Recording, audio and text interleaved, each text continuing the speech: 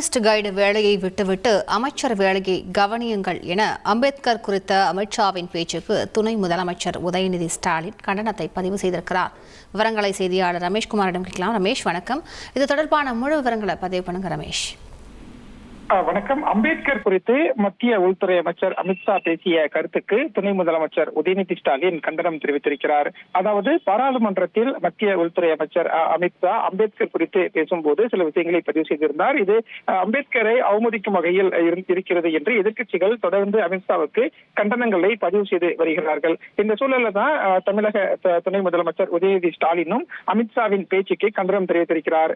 இது தொடர்பாக சமூக வலைதளத்தில் துணை முதலமைச்சர் உதயநிதி ஸ்டாலின் வெளியிட்டிருக்கக்கூடிய பதிவுல எதற்கெடுத்தாலும் அம்பேத்கர் அம்பேத்கர் என்று சொல்கிறார்கள் என்று மத்திய உள்துறை அமைச்சர் அமித்ஷா அவதூறாக பேசியிருப்பதை வன்மையாக கண்டிக்கிறோம் என்று துணை முதலமைச்சர் உதயநிதி ஸ்டாலின் அதில் தெரிவித்திருக்கிறார். மேலும் எப்படி எங்கே செல்லலாம் என டூரிஸ்ட் கைடு வேலையை பார்ப்பதற்கு பதிலாக உள்துறை அமைச்சர் பொறுப்பை அமித்ஷா முதலில் சரிவர கவனிக்க வேண்டும் என்றும் அந்த அறிக்கையில் துணை முதலமைச்சர் உதயநிதி ஸ்டாலின் சுட்டிக்காட்டியிருக்கிறார். மேலும் அண்ணல் அம்பேத்கர் தந்த அரசியலமைப்பு சட்டத்தை எப்படியாவது சிதைக்கலாம் என்று கங்கணம் கட்டி அலையும் பாசிஸ்டுகளுக்கும் அம்பேத்கரின் பெயரை கேட்டாலே எரிச்சல் வருகிறது என்றால் இன்னும் 100 முறை அண்ணல் அம்பேத்கரின் பெயரை குரல் உயர்த்தி சொல்வோம் என்றும் தெரிவித்திருக்கக்கூடிய உதயநிதி ஸ்டாலின் வாழ்க அம்பேத்கர், அம்பேத்கரின் புகழ் ஓங்கட்டும் என்று அமித்ஷாவுக்கு கண்டனம் தெரிவித்த அதே சமயம் அண்ணல் அம்பேத்கருக்கு ஆதரவாகவும் பல கருத்துக்களை பதிவிட்டிருக்கிறார்.